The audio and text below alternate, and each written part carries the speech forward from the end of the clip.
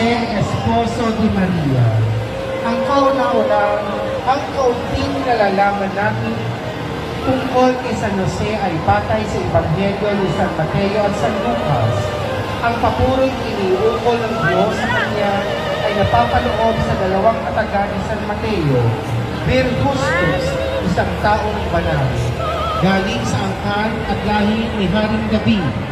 Si San Jose ang napili ng Diyos upang maging kapilyang ni Maria at ama-amahan ng ating Panginoon Jesucristo.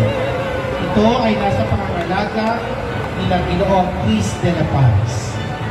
San Jose, esposo ni Maria, ipanalangin mo kami.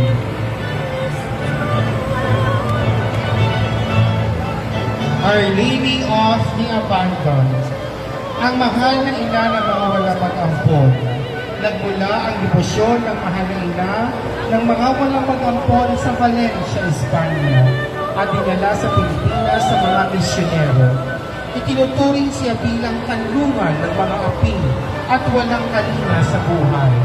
Sa kanya, natutuhan nating magmanasakit at maging tanda ng pag-ibig ng Diyos sa kapwa.